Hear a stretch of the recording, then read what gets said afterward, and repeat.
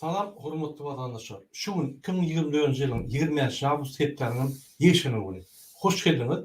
Demokratik Opozisiýanyň platformanyň kanalyna. Hormatly vatandaşlar, şuňky temamyzyň ady agwirlik ýa-da agwir görüş, soraw jogaplar. Şul häzir ekranyna egerde sorawyňyz bolsa, ýa şu videoň aşagyna siz öz kommentariýaňyzda soraw berip bilersiňiz. Men şu sorawy serip geçerim. Hormatly vatandaşlar, ine şu gün bizi gowy bir habar bar. Men size häzir bir görkeň, bir surat görkeýin. Ine şu gün Muhammed Agam doglan güni.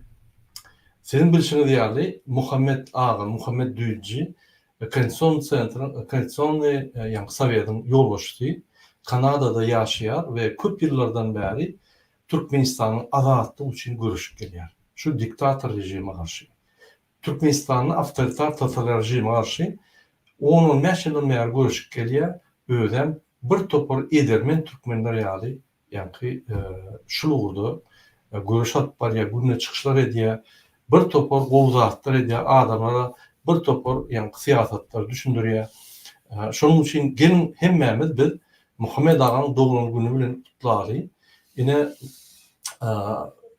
Muhammed Aga doglan günüňiz kutly bolsun. Biz sizi tüý sürekden şu gün öz doglan günüňiz bilen kutlaýarys.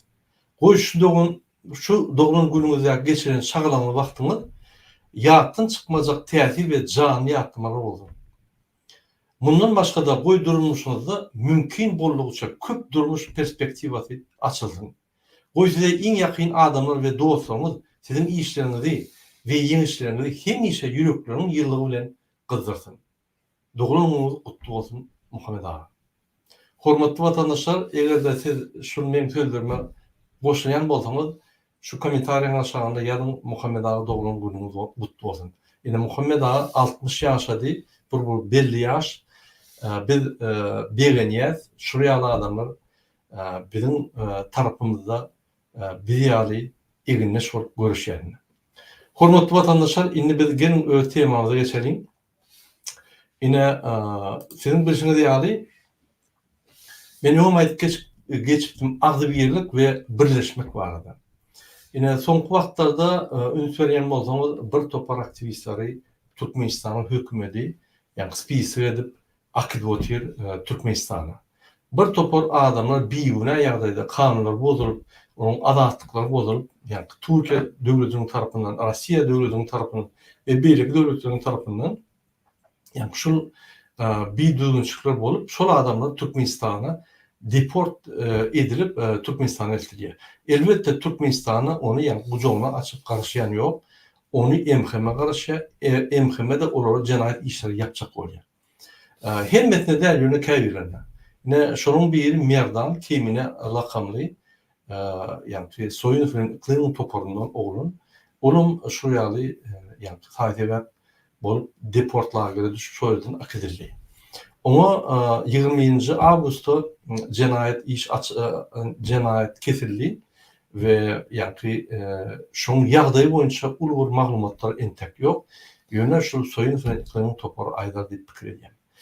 Şul waka bize näme bolýar? Dine şu wakada bir topar aktivistler ine akidilýär. Näme bolýar? Ýeke tek bir burman, ýeke tek bir toparjyň, ýa-ýeke tek bir blogeriň ýeňiş gazanp biljek mümkinçiligi ýok. Şonuň üçin biz birleşmeli. Birleşmeli diýende, ýa-ni diýilende bile dost bolup jaňlaşyp zat edip öz prinsiplerimize, öz pikirlerimize ýa-ni garşy edip beýleklerini birleşmeliler. Ýok. Biz görüşde birleşmeli. Ýagny şu zuluma garşy Gurbanuly öz-özüne milli lider diýip at takan kezzap, ýalakçy Gurbanuly Berdimuhamedow garşy görüşmeli we onuň ogly Kartinka Serdar Berdimuhamedow garşy görüşmeli. Şu işte her kim öz ýerine kiçik ädim etmeli. Uly kiçik ädim etmeli. Kimde kim ýa-ni uly hereketler edipler, kimde kim kiçik hereketler edipler, kimde kim ideýa berer, kimde kim adamlary düşündirip bir kiçik misallar bilen, kimde kim uly misallar, uly ideýalar bilen öňüňizde onu tapagy ýok. Esasy şul uğurda görüşmeli ve bizim karşıdaş adamımız bir adam. Ýurdu basyp alan diktator rejim Gurbanly we Serdar Berdimuhamedov, başga adam ýok. Şonu biz ýeňen soň her bir topar öz partiýasyna çyýarmy, ýa her bir bloger partiýasyna çyýarmy, ýa koalisiýa bolýarmy, ýa birleşýärmi, öz kandidaturasyny goýup saýlawlarda, ýagny prezident, parlament, o parlamenti, pardon, velayet parlamenti, şäher parlamenti, o parlamenta saýlanyp ýa-da başga iş ýerlerine saýlanyp, ýa-ni hökümetde işläp ýa hökümete hyzmat edip, halka hyzmat edip, ýa-ni üstünlük gazanyp biler. Şoň üçin ol ikinji etap. Birinji etapda biz aglyby görüşmeli. Men şeýle pikir edýän, aglyby birleşip görüşmek o kyn boýa ýöne aglyby görüşmeli. Ýagny birek-biregimize karşı däl. Birek-biregimiziň ýa-ni başlanan poklaryny açyp görkezip ýa-da yalan aýdyp, Kaşpirovski ýaly yalançylyk aýdyp, bir topar monçuk gözläp bir dagyň içinde tersini işlemelerle, hökümete kömek edip işlemelerle gaýty bir-birini berkidip, gaýty bir-birini kömek edip öňe gitmeli. Ine şoňa hakyky görüş diýilýär. Egerde kimde kim ýadyňyzdan çykan, kimde kim görüşýän ýa görüşýän bolsa, çykyşlary şo bolsa, onu ýa agent, ýa bir kelli işleýän samsyk, ýa-da näme polezny durak diýerler adamlar. Ýagny polezny idiot. Hökümete kömek eden idiot. Şonu biz anyk aýtmaly. Gorkmaly şondan.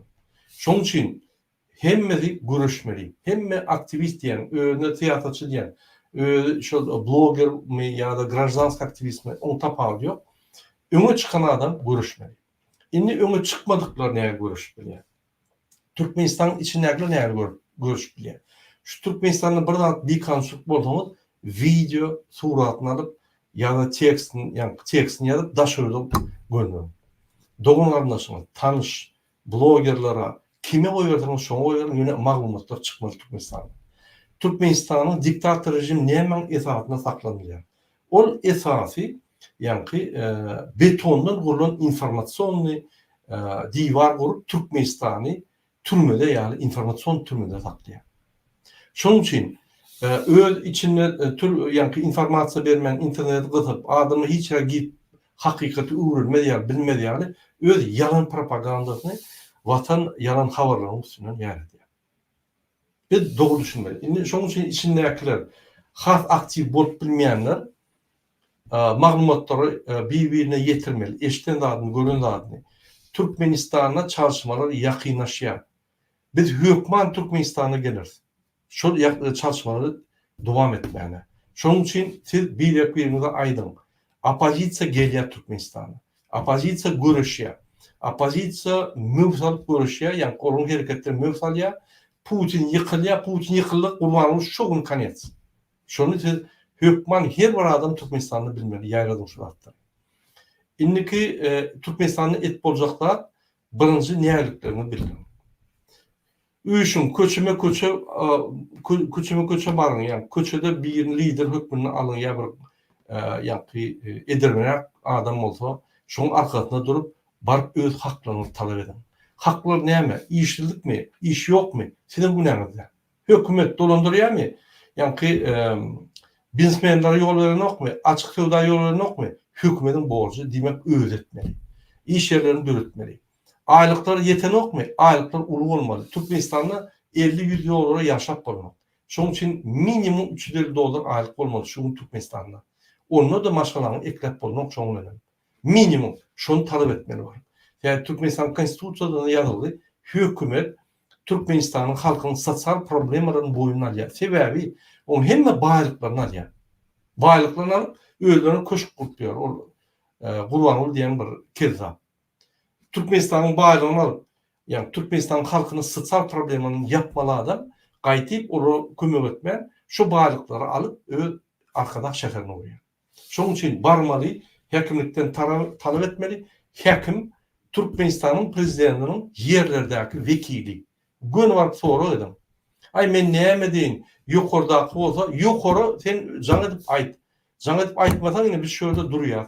Jaň edip aýtmasaň biz hat ýazýarys üstüne diýip aýtmaly. Häkim o ýerleri satyp ýör, o ýerden bu ýerden nalog alyp ýör.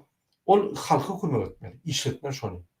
Şol ýaly Siz yerine şu näerliklerini bildirip görüşmeli. Yani adalatlığı, kanunçılığı siz ornaştırıp şonu gorumaly. Şimdi daşynaklar nämet diýer? Daşynaklar videolar paylaşıp, komentar yazıp, aktiv olup Türkmenistanyň içindäkilere habar bermeli.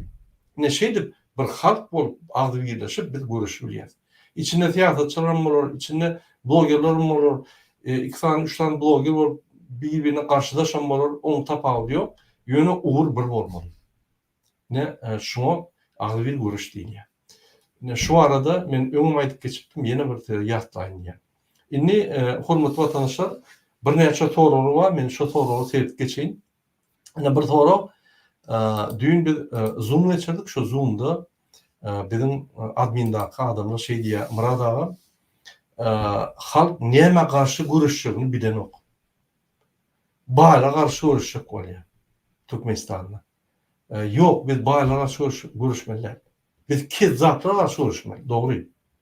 Şoň üçin biz esasy kezzaplara garşy amdalda biz adalatda gorumak üçin we azatly ornaşdyrmak üçin Türkmenistanda konstitusiýa işlemek üçin görüşmeli.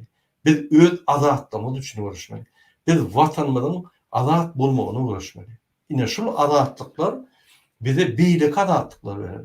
Inanyň, egerde döwlet azat bolsa, ýagny Putin'e degişinler, Erdogan degişinler, ol ýolbaşy bir kezzap bolmasa, ol kezzap bizim tili baýlyklarymyzy Erdogan'a, Putin'e satyp öz gününi görüp ýörýän bolmasa, hakyky halk tarapyndan saýlanan prezident bolsa, halk prezidenti bolsa, onda ol adam halk üçin işler we döwleti azatlykda saklar. Hiç kime garaşly bolmaz döwlet. Inanyň, egerde döwlet azat boljak bolsa, onda şonuň adamlar hem azat bolmaly. O diýmek näme? Azat döwletde adamlar hem azat. Eger azat döwletde adamlar azat bolmasa, onda ol azat döwletde, azat döwlet azat adamlardan ibaret. Ine mysal üçin, gelir bir diktator, gurbanlygyny beterrek. Gelir alar döwleti. Döwlet azat, ýani hiç kime degişinler, hiç kime ýani baglylar, Putin'e, Erdogan'a, Xitay'a baglylar, ýöne öz halkyna azatlyk bermeýär. Ona ýalan bolup biler. Şoň üçin biz bir zady düşünmeli. Azatlyk bolanma, azat döwlet bolanma, şu azat döwletde her bir ýaşaýjyň azatlygy bolmaly. Azatlyk nämeden ibaret? Ýani ýaşaýjyň mümkinçilikleri teň bolmaly. Her kim. İkinci, mümkinçilikler bolmaly. Ösmek üçin, ýagny bilim almak üçin muht, medisina almak üçin muht, olum azatlıklar. Hereket üçin pasportlarda ýani problem bolmaly. Islen welaýatyň adamy islen welaýatda ýaşamaly. İslen adam islen döwlede didik gelmeli. Problem asas. Ýagny içinde, Türkmenistanyň içinde hiç kim şulara pähsil bermeler, daşyna çykmaly. Hiç biri MHM ýeşek, hiç biri polis kanun bozman gaýty kanunlar orap bermeli. Bizde näýdi? Şu Türkmenistanyň ýani döwleti MHM bilen polisiň üstünden dolundurýar. Buğdoy yetişen okmu ya buğdoy alt bilen oklar mı, yığınap bilen oklar mı? Polis MHM. Şugun misal için magazynlarda çörek yok mu? Ya magazynlarda subsidiýalary tawarlar yok mu? Polis MHM. Öz-özünden gurumaly işlen ok. Gurumaly işlerinde misal için Mintor gurumaty ýa Tövda ministrinin gurumları var. Onu işlemeli magazyn näçe MHM barmaly, polis barmaly, o meseleleri çözmeli. Ministr var, ministr ya. Hem edatda çözmeli. Onun daşında iqtisad ministrlik var, finans ministrlik var. Olur pullarını tapıp vermeli. Onun daşında kabinet ministri var. Kabinet ministrinin adamları her kim öz puduğunu seyretmeli ve puduk işlep durmalı. Bizde olay adat yok. Bizde hükümet kuruş sisteması yok. Bizde hükümet kuruş sisteması azat der. Bir adama bağlı. Ona madi Kezzap Gurbanly Berdimuhamedov. Niyazın yallap ministri, elini okşap beren, elini yalap appak edip beren adam, yine Gurbanly Berdimuhamedov özüne milli lider deyip, yani Niyazın orunu tutup öz kultunu urutuyor. Yani şu zatlar bolmalılar Türkmenistan devletinde ve Azat devletinde bolmalılar şu zatlar. Yallaklar yidik gitmeli. Düğünden olmalı. Yallaklar hiç var devlet östürmez. Yallaklar dine döwlet uhla diye ve kult döre diye, yani diktatura döre. Şoň üçin yallaklaram başdan ine efira Nurjan apa geldi. Nurjan apa, salam aleykum. Salamlar barışlan meni. Yo, hiç. Hoş geldiniz Nurjan apa. Salam salam. Biz häzir ýanky halk näme garşy görüşmeli? Şonu bilen ok, ýanky baýlar garşy görüşjek bolýar. Öz garyp bolan soň adatlyga dälle ýanky adalatly gollap dälle ýa baýlar garşy görüşjek bolýar. Baýlar garşy görüşür. Baýlar tutup alar. Mundan beter o. Biz baýlar dürütmeli. Ýöne baýlar kezapçylyk edip baýmaly, döwlet puluny oglap baýmaly, ministrler, onuň biznesmenler ýok. Arasa zähmeti bilen kazanmaly. Olum adalatly, adat ýa kazanç. Adat kazanç onuň näme bolýar? Öz ukybyň, öz hünärmendligiň, öz ýa ýitiligi bilen biznes edip ýa-da potrutçylyk edip ýa-da yer alyp östürip ýitiligi bilen almaly. Konkurent bolup. Ne şu ýaly kazansa o baý hakyky öz ýa-da deri bilen kazanan baýlyklary biz ellemeler. Ýöne döwletden oğurlanan pullaryň esasynda kezzapçylyk edip baý bolup ýören adamlar, olar oğurlar, olar baýamda oğurlar. Gurbanly ýaly oğurlar. Ine olar biz tutmaly, hökman. Şoň üçin men häzir aýdýan, biz amnistiýa ediler, egerde olar opozisiýa kömek etse, egerde olar bizim görüşümüze goşulsa, şol adam amnistiýa düşýär, hökman. Ol öz ýanky jenaýatyny ýuwdy. Halkyň onu hereket edip öz janyny riske goýup, baýlygyny riske goýup ine ýuwdy şonu. Şoň üçin biz birinji bilen adatlyk üçin görüşmeli. Adatlyk iň mühim, iň wajyp zatdyr döwlet üçin hem adamlar üçin hem. Ýadymyzda saklaýaly, adat döwlet adat adamsyz bolmaýar. Egerde adat döwlet boljak bolsa, onuň şoň içindäki ýaşaýjylar adamlar adat bolmaly. Şu adat adamlar adat döwleti emele getirýär. Tersine därler. Şoň üçin şunu ünsüren. Türkmenistanda adatlyklar ýok. Ne hereket, ne ekonomik adatlyklar, ýa-ni sizde mümkinçilikler ýok, syýasy mümkinçilikler ýok. Sizde ykdysady mümkinçilikler ýok. Hemme zablokirli. Sizde hiç mümkinçilik ýok. Hatda bu vilayetden o vilayete geçip yaşamak mümkinçiliği yok. Propiska deyip sizi blow edip koydular. Bu zatlar yitip gitmeli. Yine Fransa'da 70-80 milyonluk olay halk var. Propiska diyen zat yok düğünde. Eğer 80 milyon halk özünü dolandırıp bilen olsa ya da Avrupa'da yaşayan 430 milyon halk özünü dolandırıp bilen olsa propiskası. Yani uçot gidiyen mi olsa propiskası. Onunla bir küçük Türkmenistan'da 4 milyon halkı var Türkmenistan'ın. Ne propiskada yaşap bilmedi mi? Gülüyanı yaşap biliyor. Bunu yürüyütü, yani hükümet öyle diye, hükümetin yolbaşı öyle diye adamları kontrol etmek için, adamlara adatlık vermediler için, şehirden şehire geçmenin kontrol etmek için, hareketlerini kontrol etmek için dönüdülüyor. Şu zatlar. Köme Sovet sistemi. Sovet sistemi bu konslager. Gitmeli o zatlarla. Adat yaşamalı. Her bir maşgala ölçülmeli, öz öňündäki perspektiwalaryny ýa-ni döredip, öz maksatlaryny özü goýup, öz maşgalatyny özü östürmeli. Hiç şeýle hökümet goşulmaly. Hökümet diňe şonuň haklaryny goramaly. Hökümet diňe onuň nalogy bolsa ol adama töletmeli we diňe kömek etmeli. Şo maşgala öter ýaly. Ýa-ni jemgyýetde bir ahlak normalary bar. Şo normalardan konstitusiýada berkidilen şo normal bir şondan çykmaly ýa. Bolu ansat. Hemme zatlar düşlükli we ansat. Ýöne muny hökümet etdirmeli. Her zat biz şoňa bagly bolup, biz adat bolman ýaşamaly diýip ýa hökümet şonu hereket etýär. Nurjan apa eşdiýärmi bizi? Hawa, siz eşdiýär, gowy eşdiýär. Hawa. Açyk sesini gatalım. Hoş dilýär. Yine şeýle hormatly watandaşlar, biz näme üçin görüşmeli bolmaly? Biz adatlarymyz üçin görüşmeli we adalat döwlet gurumy üçin görüşmeli. Yine şol düşünjäň içinde hemme adatlar. Adatda görüşmeli diýende şoň üçin sen fizik adatlaryň, hereket adatlaryň, informasyon azatlygyň, sen mümkinçiliklerin, sen ykdysady azatlygyň, siýasat azatlygyň hemmesi bar. Şol azatlyk bolany sen artyn ýaşaýan. Ýöne bir zat ýadyna çykarmanda azatlyk bolany bu jogapkärçilik. Ýagny sen çağın jogapkär bolmaly. Sen çağın ýa ulun insan 18 ýaşa çeli sen şol jogapkärçiligini çekmeli. Öz jogapkärçiligini we haklananma elbetde. Haklanan jogapkärçiligini çekmeli. Şu gün ölçeli Türkmen diýen adam jogapkärçilikden gaçýar. Diňe öňe saýlanan kezzaplar, häzir hökümet basalan kezzaplar, olam jogapkärçilikli işte jogapkärçilik eden oklar. Olar jogapkärçiliksiz hökümetin puluny, ýani halkyň puluny kezzapçylyk oglaýar boldy. Ine. Hatta Gurbany Bermuhamed jogapkärçilikli adam däl. Dünýäni arlap gelip halkyň alyn borçlaryny ýerine ýetirmek. Serdar Bermuhamedow konstitusiýa elini goýup ýanky kasam aýtdy. Olam jogapkärçilik bolmaly ýöne alany. Bizde Türkmenistanda jogapkärçilik alýan adam ýok. Kezzapçylyk jogapkärçilik alýan adam köp. Ýöne haky konstitusiýon jogapkärçilik alýan adam ýok. Nurşan apa size söz vereli. Sen näme düşünýäňiz? Şu meselede. Men biraz hiç geldim. Dahil olamadım. Geçmişte. Sesiniz pes gelýär. Açyk sesinizi gatanyň. Men aýtýan.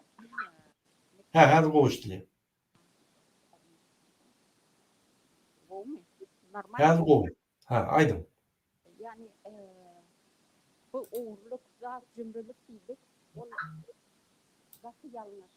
Yani her adam halal yemeli. Halal yemeği küçüklükten öğretmeli. O zaman kadar böyle uğurluk ya da ortada bir kadar olsa bazı. Tabii ki kısımlarda da vardır. Balık başından korkuyor diye.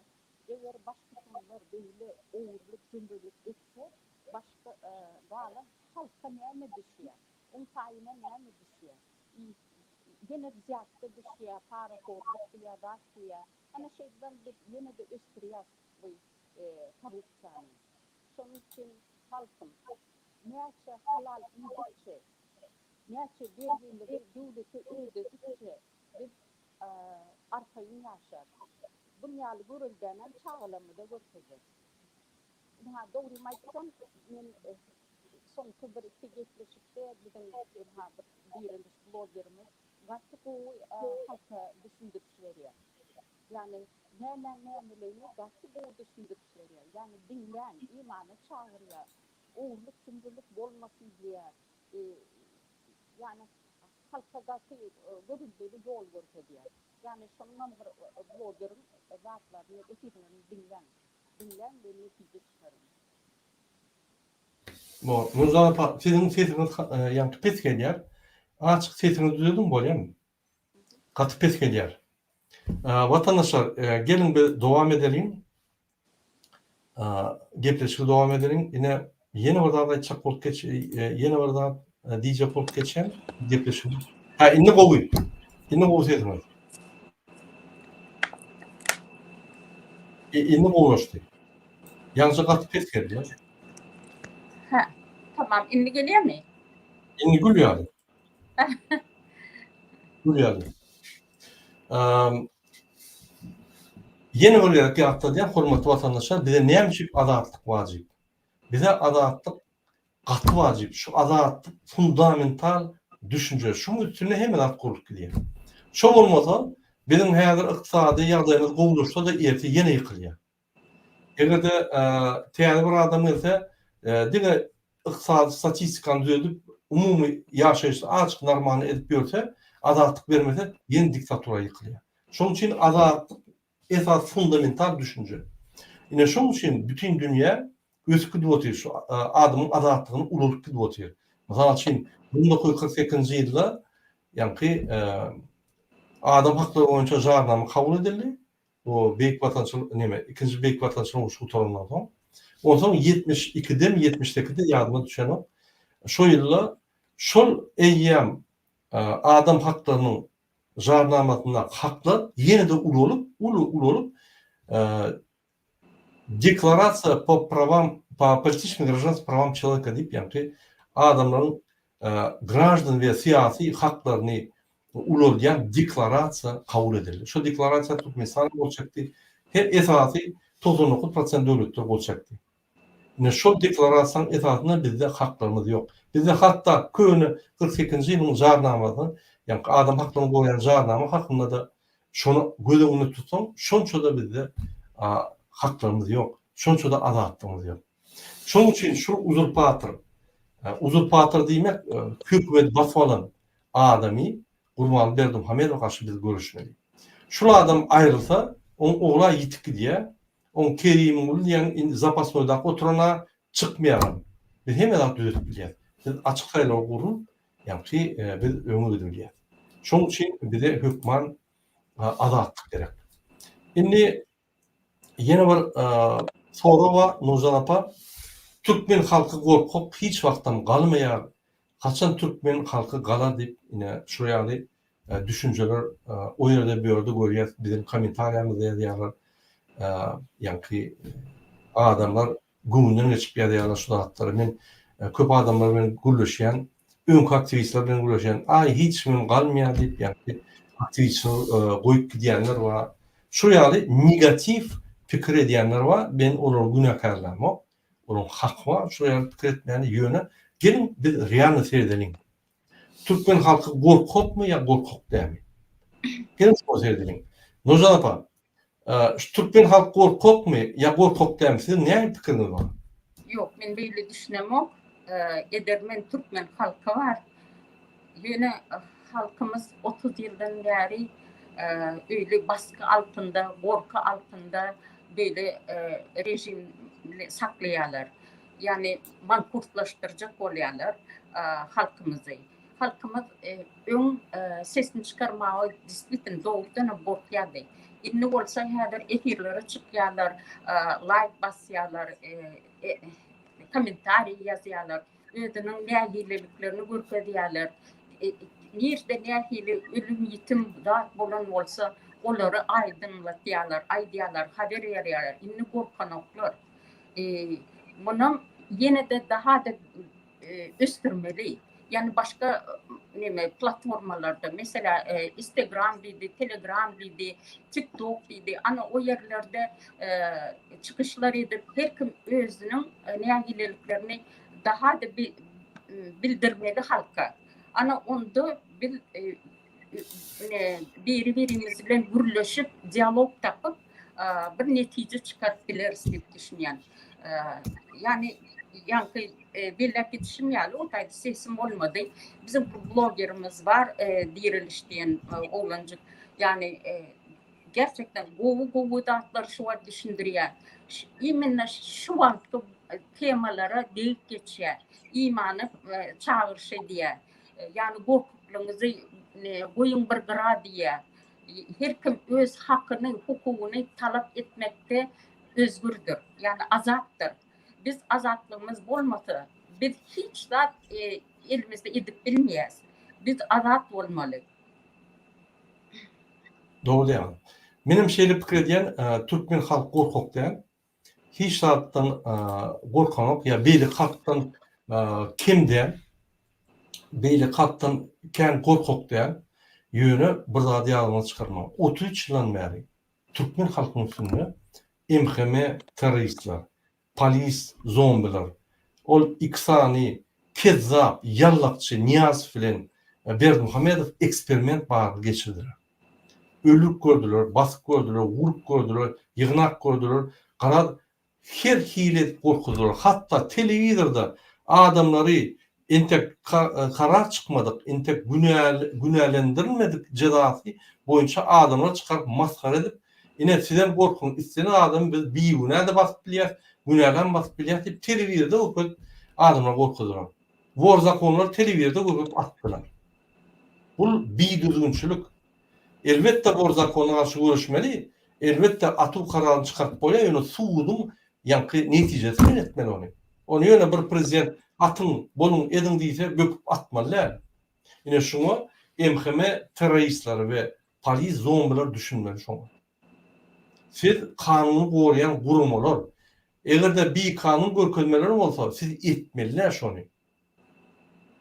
Berdi hat üstünden görkezme. Ona jogapkärçilik olar ya. Eger bermese jogapkärçilik seninle. Ertiki meni aýdamok. Bu ay şu kezzaplar her adam eder, adam ölür dip üstüne yapar. Sizi basyp goýar. Ine şoň üçin şu zatlara ün sörmeli. Ol bolsa bizim MHM bilen polis bölümlerinde işleyen adamların profesional taýdan has ýagdaýynyň pisligi, has konstitusiýany bilmeýändigi, has ýanky hak öz haklaryny gorap bilmeýänligi, olar öz haklaryny gorap bilenok. Olar de korrupsiýa üstüne öz arasynda meseleleri çözýär. Ine biz ösmeli şoň üçin biz men olar häzir bäýärde ýamanlap oturamok, olar hakykatdan hem uly günäsi var halkyň önüne ýöne olar ösmeli. Biz olar azat bolmaly. Biz hemmemiz azat bolmaly. Yani MHM gullugy adamyň ýyzynyň ylgamaly, halkyň ýyzynyň ylgamaly. MHM gullugy daşyndan gelýän hukuklar goramaly. Türkmenistanyň içinden hukuklar näme Türkmenistanyň içinden? Kim Türkmenistany basyp aldy? Gurbanly Berdimuhammedow. Kim bir kanun saýlawlary geçirip, ýani setlerimiz oglap bir kanun prezident boldy. Serdar Berdimuhammedow. Näçe bir kanun saýlawlary? Sebäbi konstitusiýalygy 30 gün minimum ýani saýlawlar yglan edilende 30 gün minimum bolmaly. 28 gün etdiler. Bir kanun sorumlusu şeýle tam saýlawa hemme adam. Hani MHM ýa derdi? Näçe şuraya uly konstitusiýon jenaýatlary ünsürmen ol iktisad aktivist söz yapıyor. Näçe bir iktisad aktivist hökümet bakmazjak bolýar. Yok, iktisad aktivist hökümetdäki bir düzgünçüligi aýdyp şonu düzeltjek bolýar. Şoň üçin MHM onuň ýallak gulluklar şu gurbanyň näme diýse şoň öňünde ýani özlerini göközjek bolup, ordan aljak bolup, kezapçylyk etjek bolup, mümkin kezapçylyk mümkinçilik aljak bolup şoň hyzmat edýär.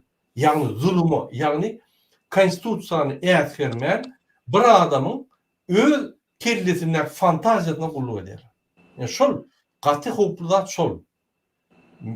Milli hukukçylyk gullugy hukuk döredýär, döwlete hukuk döredýär. Şu döwlete hukuk döredýän üçin biz şuna geldik. Eger şol hukuk döretmeýän bolsa, olar arest ederdi, Gurbanyňam, Niýasam arest ederdiler. Etmediler. Ine şurýaly şolum adatlygy ýok, şoň üçin türkmen halky gorkak, ýa türkmen halky hiç wagt galmaýar, ýalan urulýar. Ine bu Türkmen halkynyň gülmi, uluslararym görenlerden tek. Türkmen halky közenip gelýär. Ine milisiýa diýenler, polisiýa diýenler, köçelerde gezipýärler, adamlary goramak ýerine gaýta olary baskı yapýarlar. Tanıyalar. Gaýta beter gorkuy baskı yapıp olary gorkunç hale getirýär.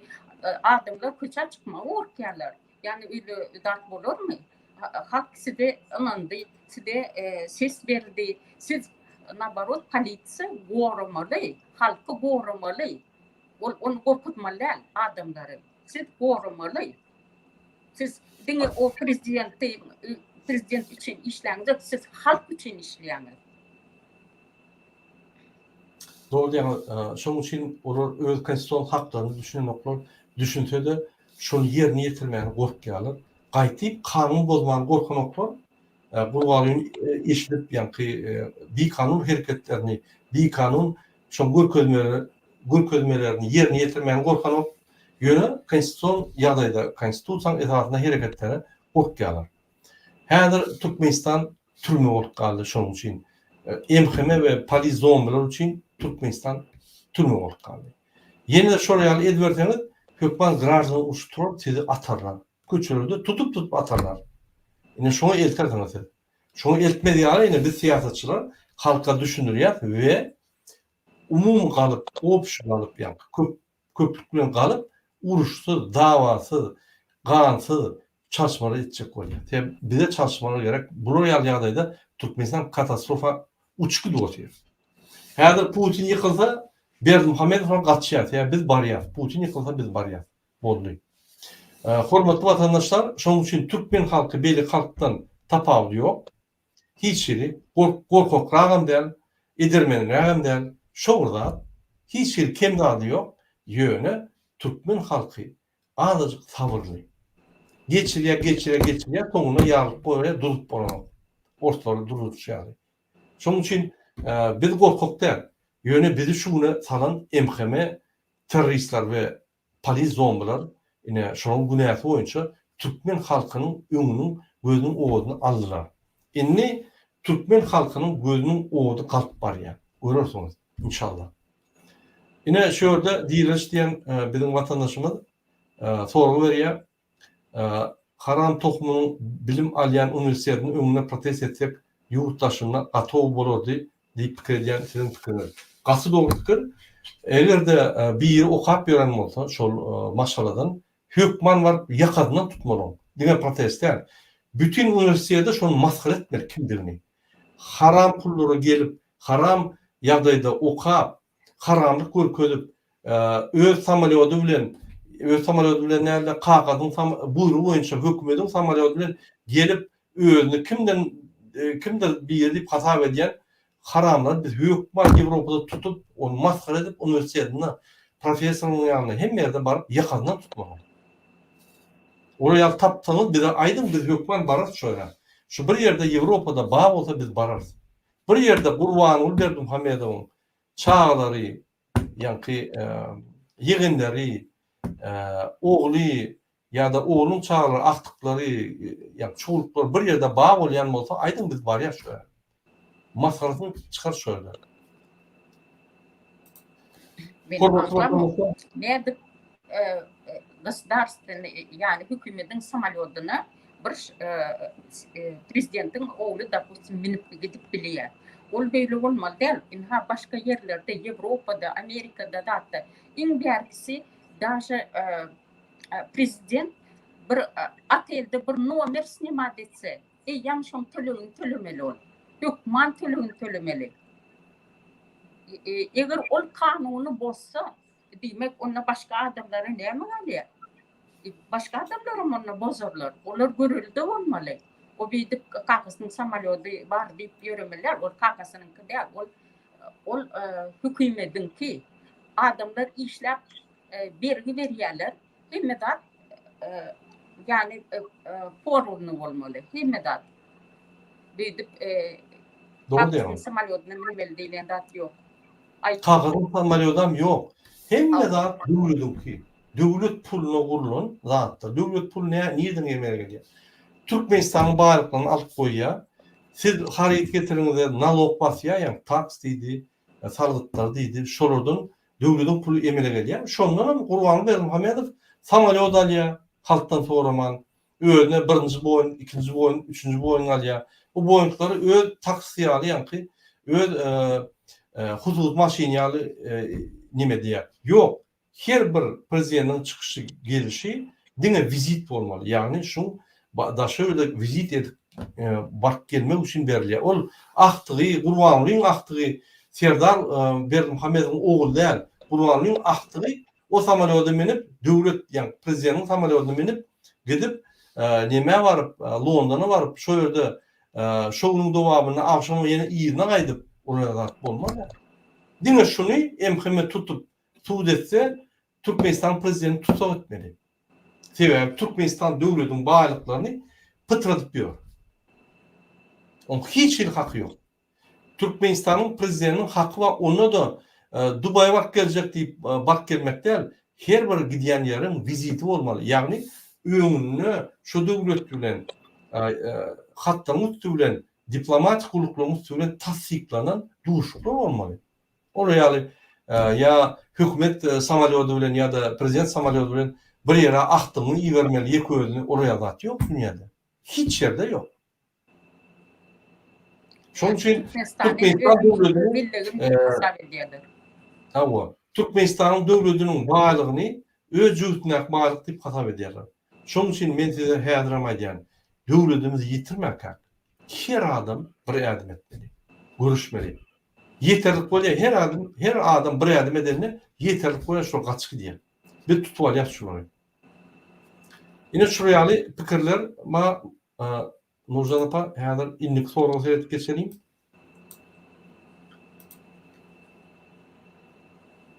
Hasan Türkmen halkı kalar. Yine şu soruğunu seyredelim. Sen neye fikir ediyorsun Nurcan Apa? Hasan Türkmen halkı kalar. Yani Türkmen halkını kalması için 4 yıldan beri gepleşikler ediliyor. Sizin ha münden gorak çıkışlarınız var.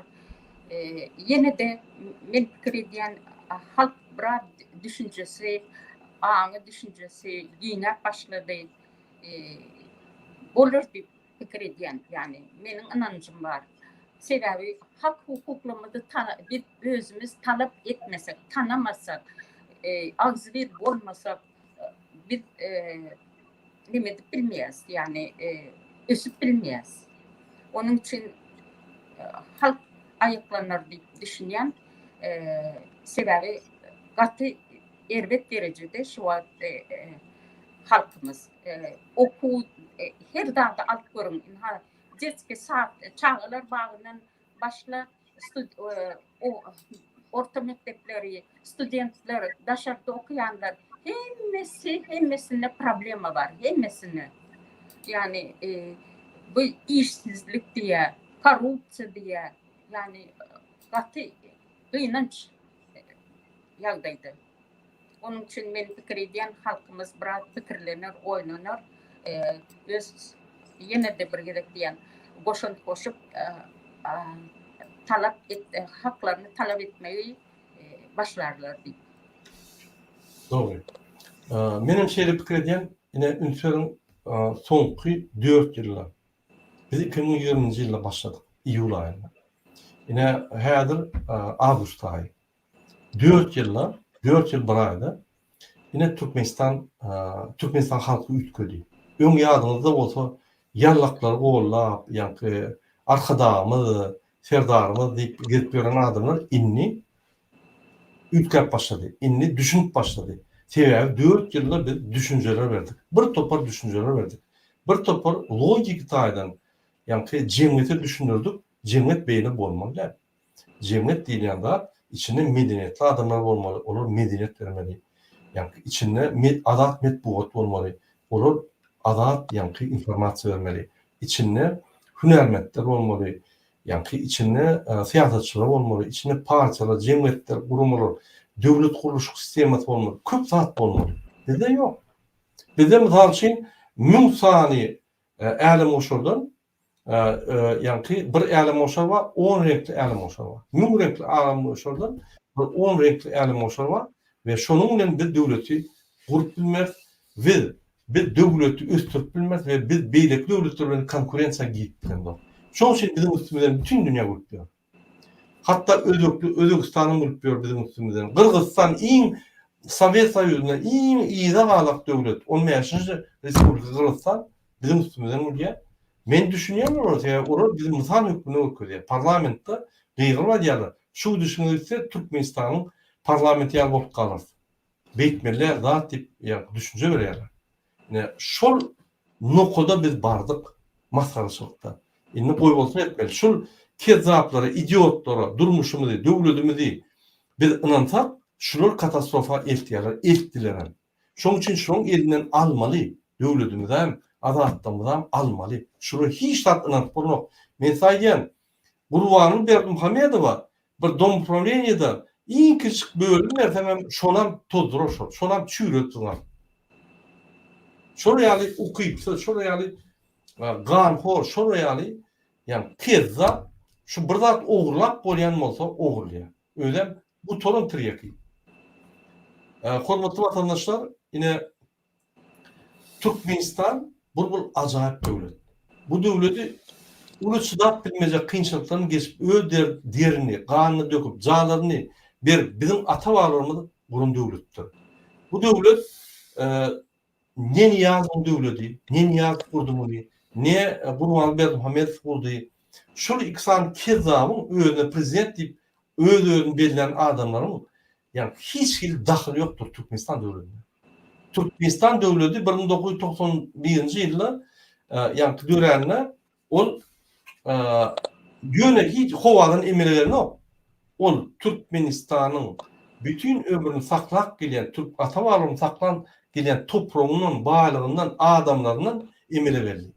Diýmek Türkmenistan döwleti öňünme ýöne 91-nji ýylda Niýazow yani täze döwletler emele berdi Sovet Soýudynyň giren döwletler iyisine çıkıp başladı bolýan. Ine täzeden döwlet kurduk we täze Türkmenistan diýip atlandy.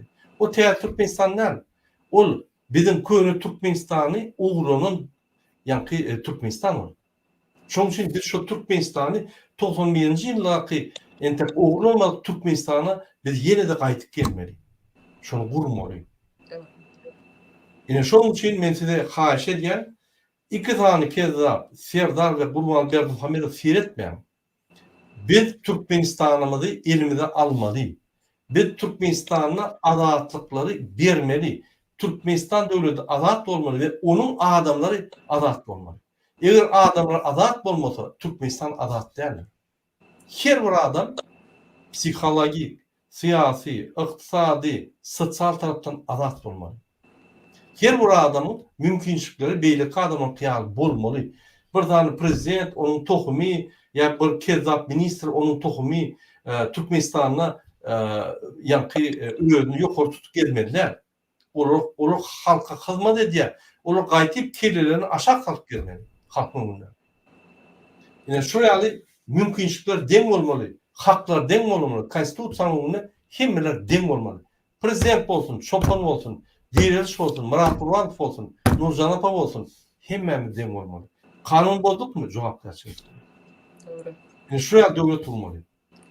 Ine şu döwlet baş ýaly döwlet ba ine Ýewropada. Ýewropada iň ulwaýlyk näme? Olaň pullarlar. Iň ulwaýlyk Ýewropa döwletleriniň iň ulu gazanan baýlygy sen istendik ýerde öz hakyny gorap bilýän. İstendik ýerde adalatlygy gorap bilýän. İstendik ýerde adalatlyk bar. İstendik ýerde senin azatlygyň bar. Şu iň Ýewropaň esasy gymmatlygy Ýewropa döwletleriniň esasy gazanyp saklap gelýän düýp götür gymmatlygy şodur. Ine şoň üçin biz Türkmenistanda birinji bilen azatlyk gurmaly. Azatlyk her adam azatlykda bolmaly. Her adam azatlyk bolmaly. Onu azat Türkmenistan bolar. Tizden ine garaşdyrlyk bayramy ýetip gelýär. Ine şol garaşdyrlyk bayramy düýp götür bayramdyr. Türkmenistan, Türkmen halky üçin. Ýöne gynansaňam her bir adam Türkmenistanyna özüni şu döwleti ýa-ni döwlet diýip hatap edenok. Döwletine gurbanyňky biz döwleti degişler, biz bir garamaýak, biz bir ýa-ni Türkmenistanyň grajdany diýip hatap edýär. Ýok. Biz döwlet. Iň Türkmenistanyň konstitusiýasyny iň ulu organ näme? Organ diýmek iň bir ulu ýa-ni gurama näme Türkmenistanda? Halk.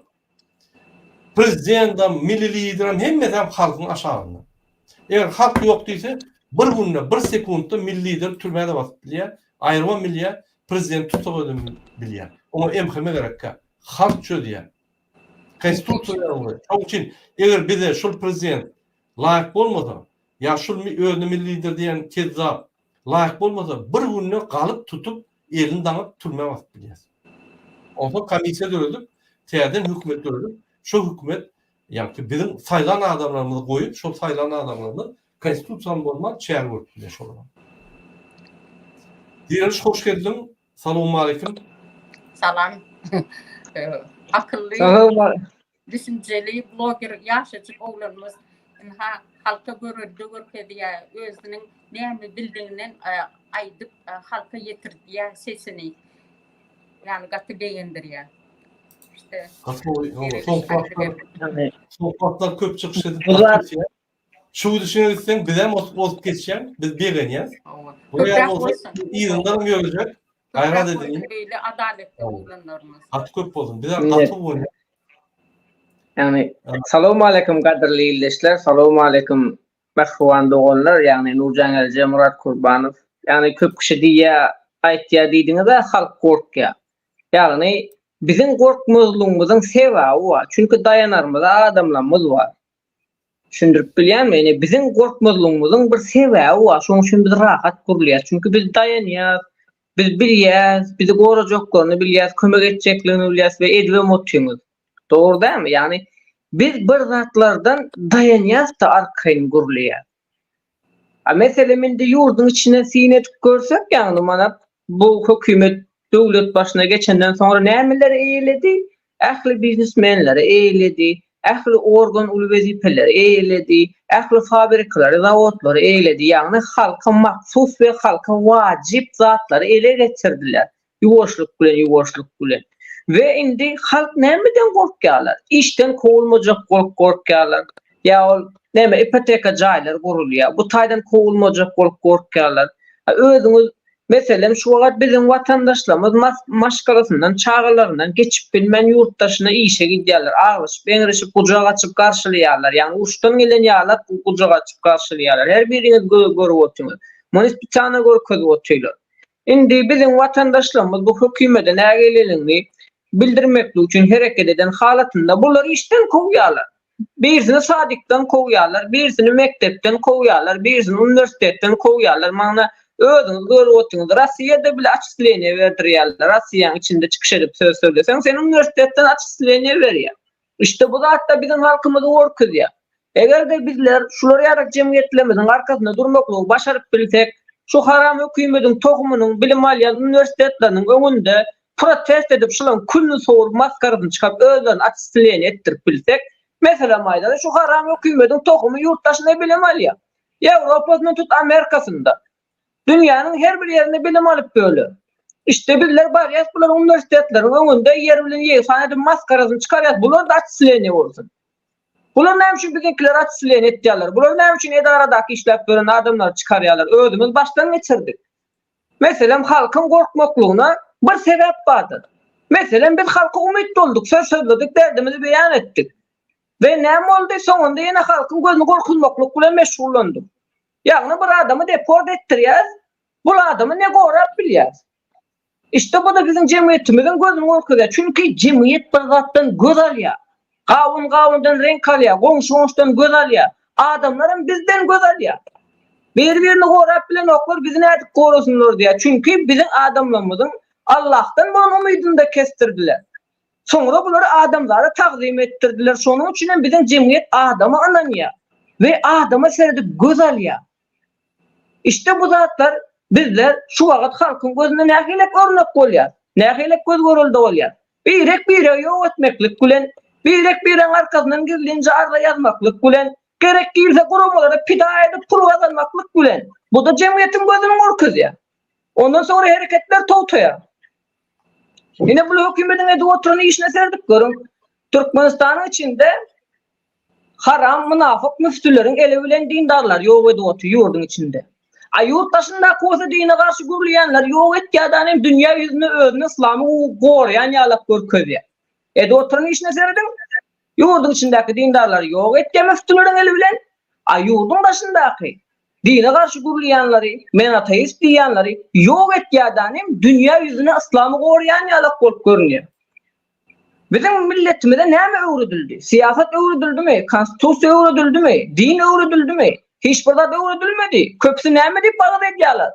Bu prezidenti Allah saýlady diýär. Indi sen oturda pikir edip görün. Türkmenistan hökümeti halifelik göretýärmi? Türkmenistan hökümeti islamyň goraýjysymy? Türkmenistan näme? Halifetdami Türkmenistanda? Hiç kim hiç zatdan öwretmeýärler. Hiç kim hiç zatdan öwretmeýärler. Sonra jemgyýetden bir zada garaşýarlar. Eger sen bir topragy tohum ekmen, sen muňa 100 ýyl garaşdan o taýdan buğday ösmejakdyr. Ve ora sen o taýdan hasyl almajaksın. Ilki tohum sepiler. Şu wagt bizim görýän bolsaňyz jemgyýetimiziň beýnisini zäherleýärler. Özüňizden sine de otymy.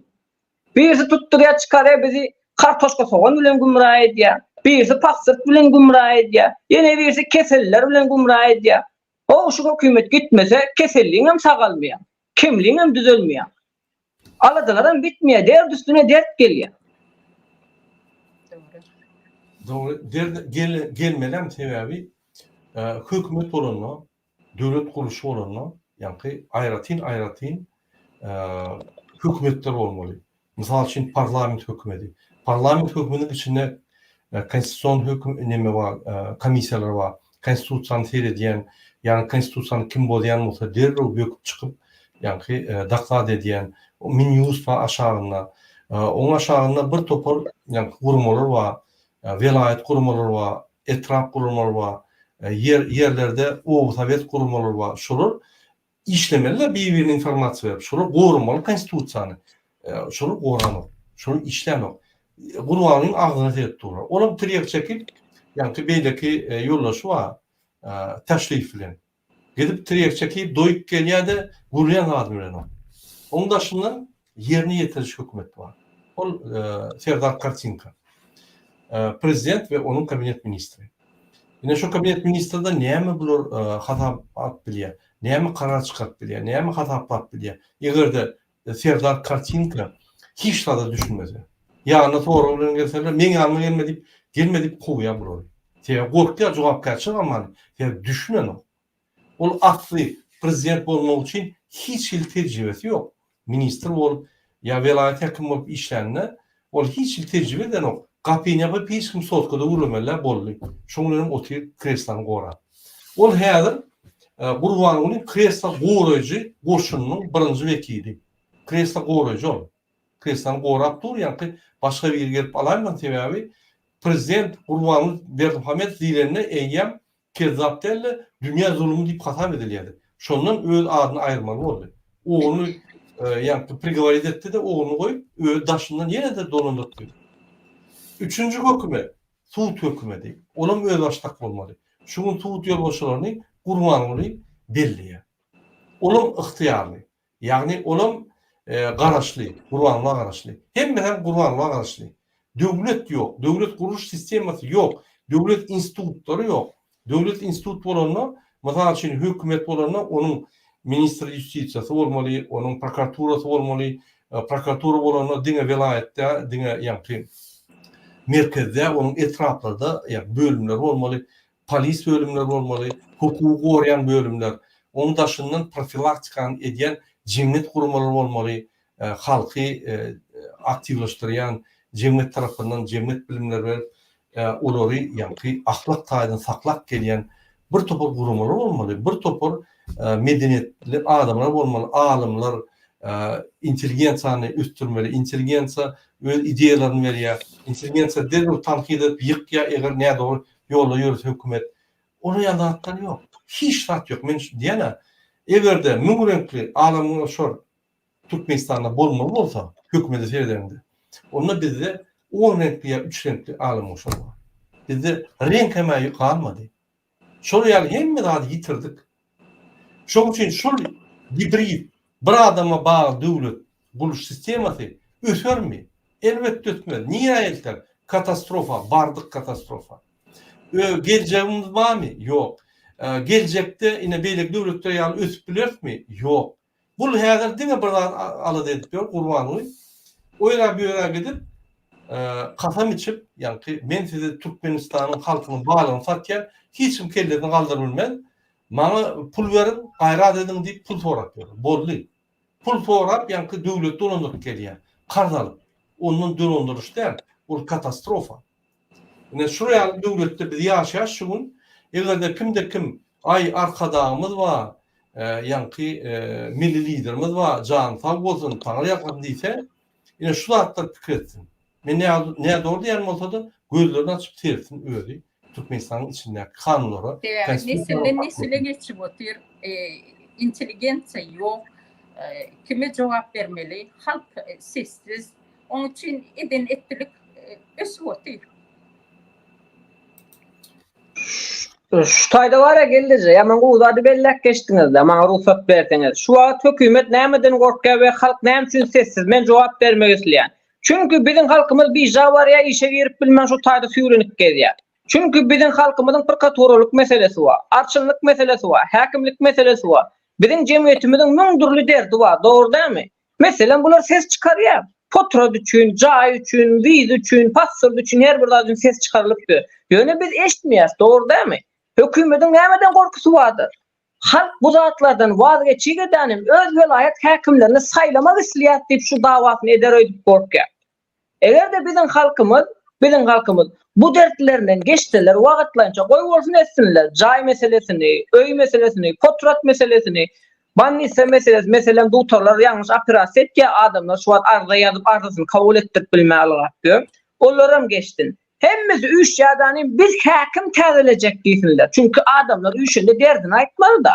Birden parça bölükler var. Birinin hakimlik, prokurorluk, suutluk, polislik, owokoculuk birden problemler var. Şular bir ara gelip bilenok. Şular bir ara gelen wagty näme dip ses çıkarmaly? Bulardan sorya da siz näme üçin üçdüňiz diýen wagty biz bir wagtlar un ýok diýýardyk. Çünkü bizler poýda gatnaýardyk. Men o wagtlar gitjekdim, elimiz orakly pilli ýola çykyp uly ýol ýapdyk biz o wagtlar. Bizimkileri ýok etdiler şo döwürden başlap. Çünkü miting kutorandan soň 69 ýyla gelip alyp gitýärdiler. Äkediben urýardylar o ara. Biz o zatları göre geldik. Bizim jemgyýetimiz şo taýda hakimy täzeliginçe gaýtmaly däl. Çünkü bizimkiler Moskvada barıp bilmeýär. Aşgabatyň içine velayet maşinleri bile salmaýar. Bolmasa bile 30 velayet maşinleri bilen Aşgabady gawamalydygyny.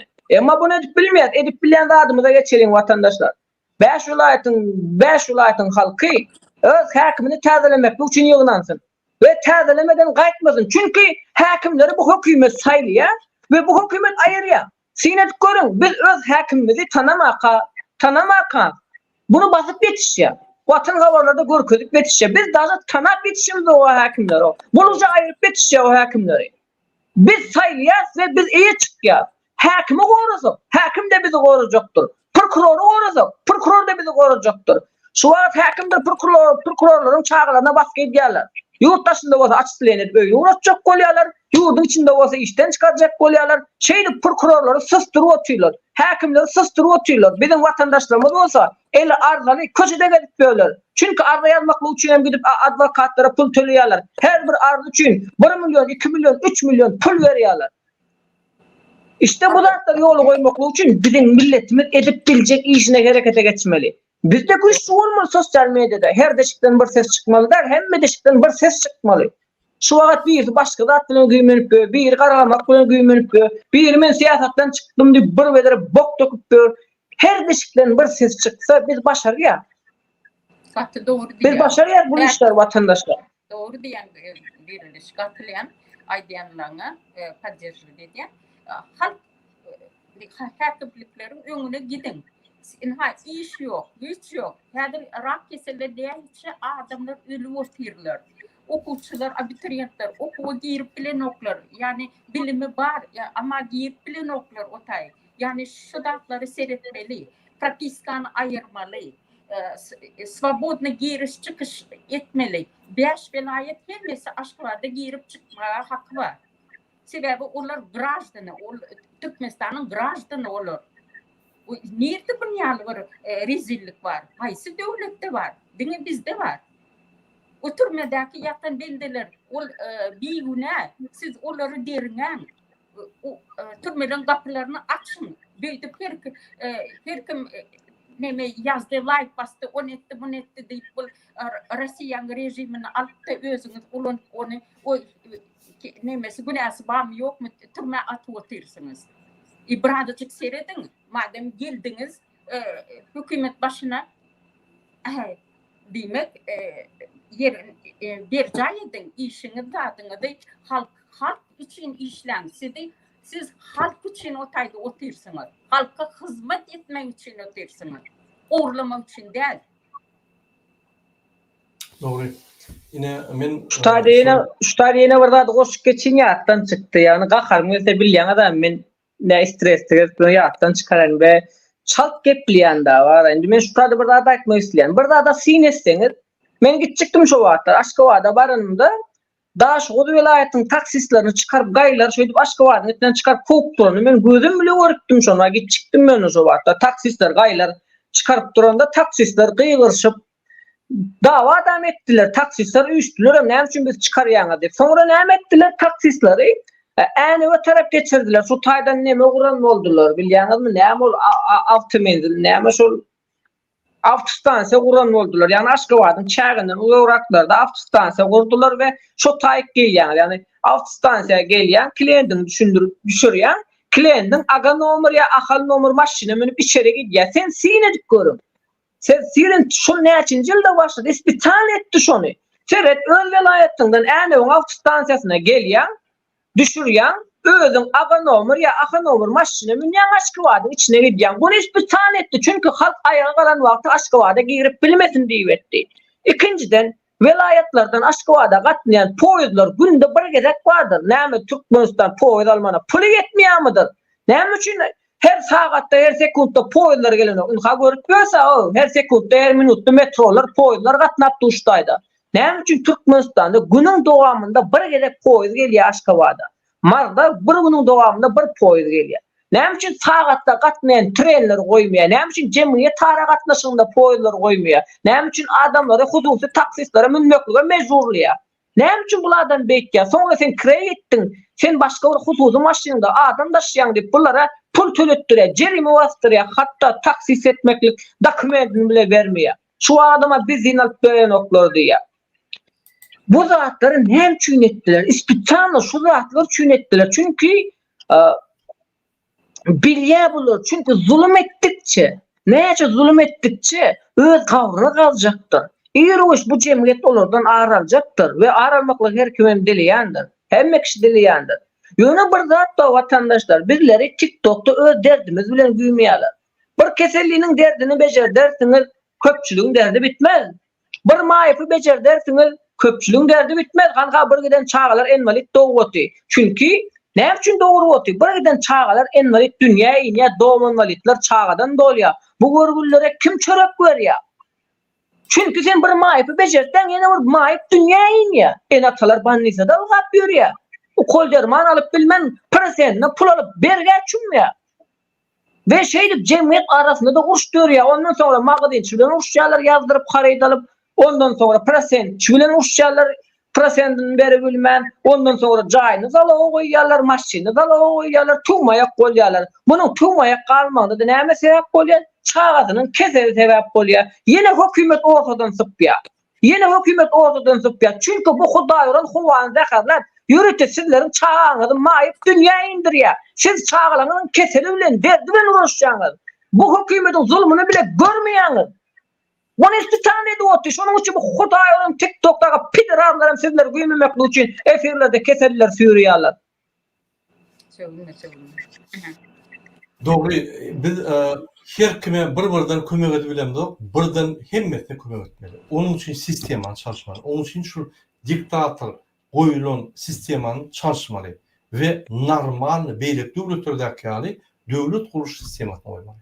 Yani şoň üçin men size aýdýan şu sistemany saklap gelen diktatör ýeketek ýani hakly sistema, Gurbanyň sistemany saklap gelen Gurbanyň Bergamamedov. Ve ýannaky MHM Paris zombiler. Eger de halk kalpaşyksa şolum halkyň tarapyna geçen şolum bidar şolurdur. Şoň üçin elbette adamlar kömek etmeli, ýöne biz kömek edip biz hemmeti halat etdilemdi. Ýöne biz hereket edip bir gerekde galyp sistemany çalışyp bütün gelecekde şuraya adam kötürmedi ýaly sistem gurup bilýär. Bir gerekde hemmeti halat etdiler. Şoň üçin şu men günüm gowy men öýde maşyn aldym. Häzir jaý gurup ýörün ine 2 ýyldan öýe gitjek boldy maňa diýip ýaşamak özüňi aldamak. Sen şöyle ýani ýene de Türkmenistanda türme bar ýani. Köçe maşyny çyksaňam sen talarlar. Çağaň talarlar, çağaň zorlarlar. Bir kançulukda jaýyny gidersiň, maşynyny gidersiň, hakyny gidersiň, ahir köçenörsiň. Sebäbi bir kançuluk, adalatlyk ýok. Ondaşynam adalatlyk ýok. Ine şu üç tane dady kanunçylygy, adalatlygy we adatlygy biz goramaly. Biz şu onu goramak üçin ine Amerika uly revolýusiýa graždan uruşyny tutup ýeňip bir gerekde çözdü şu meseleni. Ýewropada adamlar bir günde çözdü şu meseleni. Ýa käbir döwletlerde. Bizem uruşmalar, söýüşmeler hemmemiz galmaly, bet etmeli. Şu tohum gitmeli, ýa-da çyksa öýler açyk diýär, bolýar. Şoň üçin hormatly watandaşlar, gaty diýilýär. Siz birinji bilen öz arşynyňy saýlap başlaň. Öz arşynyňy. Ýa-ni ýokardan häkimin berilen arşyny näme? Öz arşynyňy saýlan. Daşyna gelen arşyny bolsa koň. Senin haklaryňy goramasa, haklaryň bolsa koň. Ýygnak geçirip koň. Ondan etraf häkimi üýüşüp ýygnak geçiriňde aýrymy işden. Eger de haklaryňy goramasa ýa-da ol hytr kezzap bolsa, mene bilemok ýokardan görkezme we men näme diýip ýören bolsa, koň. Herket size kömek etmeyen bolsa, diňe ýok bolsa agzyny açyp oturmasa koň. Çalşyň şu hekimi. Öz hekimini goýunda onu hiç kim ellemedi, ýaly şu kabinetinde dijurun goran şonu. Eger polisiýa, MHM gelse üçünde goran şonu. Ne şey öz ýa-ni kanunçylykly jemgyýetini gurup başlan. Ol gurbanyny hiç wagt size bermedi o zatlar. Hiç wagt elinizden alyp ýöne bermedi. Ondan velayete geçýär. Velayetde bolsaňyz size merkez berileme ýok. Velayet hekim çalışsanız, velayetin 1000 kubometr gaz gidenne şoň ýarty pul velayete girmeli karar çıkarýaňyz, girmese zadişkalar ýapýaňyz boldy.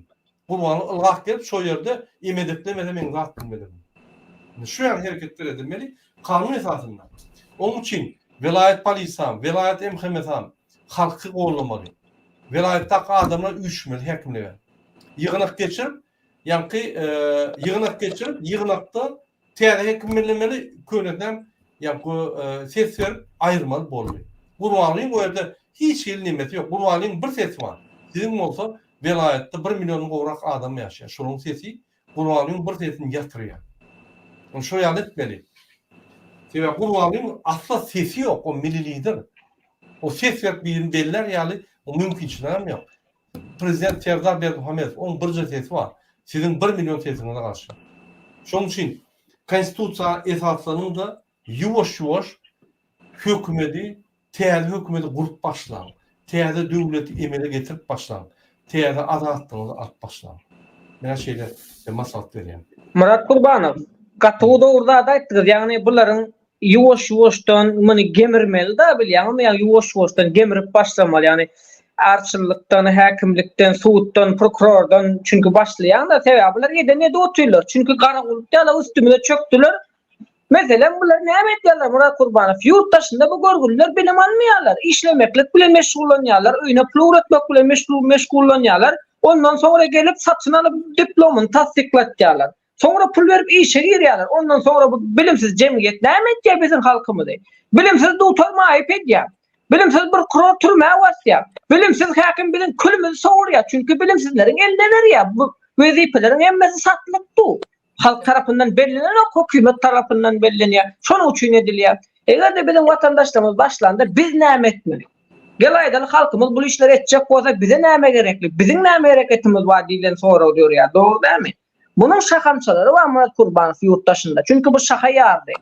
Sebäbi bir yurttaşında. Biz bunun şakamçalarını kesmäne başlamaly, herekete geçmeli.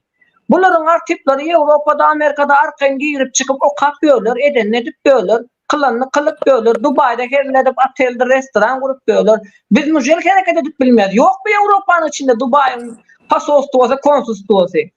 Yok bu artiplaryň Ýewropanyň içinde okuyan üniversitetleri, ýeneleri.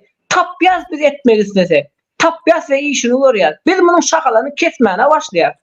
Ve yurdun içindeki yurdun içindeki cemiyetimiz bilýäňizmi näme etýärler? Yurdun içinde Murat Gurbanow köpüsi bez dokument jaýda ýaşaýar. Çünkü öz aramyzda millet sewdasyny etýär we jaý urýar. Kaçan üstümizden hökümet gelinçe ýaşap ýörýär bez dokument jaýda. Çünkü sana döwletname bermeýärler, marda uklatýarlar ýyllardan. Hiç kimde döwletname ýok. Diňe jaý urdular, ýaşap ýörler. Bularyň hökümetden gorkusy bar. Hökümetten gorkusy bolan üçin gaz edaradan gaz talep edip bilen oklar, tok edaradan tok talep edip bilen oklar, yol edaradan yol talep edip bilen oklar. Çünkü näme üçin jaý bez dokument. Jaýynyň dokumenti ýok. Talep etmeli, dili ýok. Bunu ispitan etdi hökümet. Çünkü arşynlary bellediler, aketdiler bez dokument ýerleri sattyrdylar. Hey adamlar göçdi bardy, jaý vurdular. Indi o bez dokument jaýda ýaşap ýörler. Hakyny talep edip bilmeýär. Näde talep etjek? Gaz çekdiýsen gazyň keti giderler da. Köpüs ışlanga bilen çekýärler. Gözlemede getirip görüň, biziň jemgyýetimiz pul tapman ışlanga bilen gaz çekýärler. Gyşyň ortasyna gaz çekilip ışlangan ketip gitýär. Pul berseň ýerine dakyp gitýär. Her bir zatdan biznes öwürdiler, her bir zatdy biznes öwürdiler. O gyşyň içinde öýüňe gelip seniň gaz ışlangan ketip gitýär, o sen aýdan men ölmelimi, doňmalmy? Işlanga bilen bolan demir turudan çekdi. Sen gawurdan çekjekmi Hudaý uran? Gawurdan çekjekmi senin pulun barmy sen? O kınsırmatı özün gurmaly, gaz çepeni özün gurmaly. Bu Hudaý uranlar nerede eleme dünýä ýüzüne gaz satyp otýarlar, elektrik satyp otýarlar. Niraki oturup bu Hudaýlar. Eger bu halkdan ses çıkmasalar, bular Dubai güllederler, haram puldan bina kurarlar, bizim olsa külümüz sowurarlar wara. Şu wagtlara pikir edip görün, bir giden men bir keselli adama sataşdym da, keselli adama. Men muňa gurrun deşdik. Geçende maňa näme diýdi? Meniň diýdi babam öljek boldy diýdi. Babam gaterbet garrydy diýdi. Babamy diýdi öldürmekli üçin doktorlar ukol urutdur diýdi. Bu adamyň işi bitdi. Bu adamyň soňu geldi. Biz muny öldüreli gutarol diýe. Ýani seniň pulun köp çykmasyn diýe. Ve bu adama zaharly kolu vurýarlar. Ve bu adam direl ya, ölmeli adam direl ya. Yani ölmeye bu tırda baylanyp gördü ya Bannistan içinde. Ve bunu Aşgabat'ın laboratuwarysy, yani Aşgabat'ın içindeki doktorlar analiz etmekli üçün. Yani gözüne Türkler vilayetlarda ganyň analiz edip biljek doktorlar ýok, ganyň analiz edip biljek zat ýok. Vilayet başarmaya bunu paýtagta alyp gitdiler, şo taýda doktorda bunun ganyny analiz etdiler. Bunun ganynda adamy öldürýän zäher koldu. Ýöne bu adam gelipdi. Pikir edip göründü, bu adamın gelmekliğine näme sebep bolýar? Bu adam yıllardır Kukursavotda işleýär. Kukursavotda şolar ýaly zäherli ýerlerde işleýän jemgyýetimiz wagtyň geçmekliği bilen endam jagany umut etleri gidýär we ondan sonra seni bu keselin gynap öldürmäne başlaýar. Indi pikir edip görün, şu wagt Kukursavotlar işläpdi. Garedarlar işläpdi. Bular kezilet kowan zäherler otdy. Kowanı zäherler otdylar. Bizim jemgyýetimiziň näme üçin çağalarynyň kelli gyşyk, gözi gyşyk, aýagy gyşyk, kemli, çökmöý dawlenýär. O men gitçik wagtym kesel görmedim, o men doktora gidip görmedim. Şu wagtda çağalar doktordan gaýdanyp. Şu wagtda çağalar maýyp, müjürip etdi bu Hudaýyň bizim tokumyz çüretdi bu. Çünkü jemgyýet az olsa ses az çykýar. Çünkü jemgyýet azmy edeni edýän, ýarsyn bu ýurtdaşyna koýan, ýarsynam ýok edýän. Kirledip yer atıyor üstü bayla sattan ondan sonra tohum için arkada köşkünü kuruyan. Her ne şu köşkler şulara mazar olsun da kuruvana gitti onlara. Doğru. Böyle katı erken ştatlar duyas. Yani Orslarda diyorlar, prvobitnay общинами öwürleýäs. Näme öwürleýäs? Yani bu böyle bir adamlar gıynamak bolarmy? Böyle zulüm etmek bolarmy? Yani halk tabii ki sessiz oturuyor. Halk sessiz olur, biz halka kömek etmeli, halk karar ýaly. Şoň üçin gatly olur diýdim, men şu meseleni tertip geçen Ýewropada şoň bir mülk bolsa ýa şoň Dubaýda bir zatlar bolsa, dogrudan hem Ýewropada Dubaýyň ýa hökümetleri bar. Ýagny ilçhanalar bar. Şoňuny biz protest ederiz. Biz häzir bilişdirel näme niýede bar we şoň öňüni almaly. Sebäbi bütün dünýä bilmeli, şoň pul ogurlap Türkmenistanyň pul çykaryp pul ogurlap korrupsiýa edýänlerini biz bütün dünýä tanıştyrmaly. Doğru diýär. Gatow pikir men şoň üstüne işlär inşallah. Vatandaşlar onu näme şunuň bilen bir efirimi torary. Diýler köp taňa ýakadan gelip ene pikir gaýdanyň üçin. Nurjan apa köp sag bolun, sizin pikir gaýdanyň üçin. Öz çıkışlarımızı köpürler.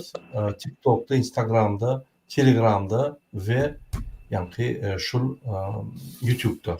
Ben size bir küçük anons edecek bolýan, lütfen hormatly vatandaşlar, biz Telegram'da yine bizim kanallarımız var. Ben size görkezeyim. Şu kanallara gelin, şu kanallarda biz maglumatlar berýär, her hili reportajlar ýazylýar ve şu kanallarda bir topar size gerekli informasiýa çykýar. Ünsörtlerdim şunu. Ben size görkezeyim. Şu kanallarda hatta bizim çıkışlarımızdan bolan seyretdiğim şu kanallara egerde yine şuraya seyretseniz DVT Chat Aktivist, DVT Aktivist diýip kanal var. Onda şundan başka bir kanal var, DVT kanalı Demokratik Vыбор Türkmenistana.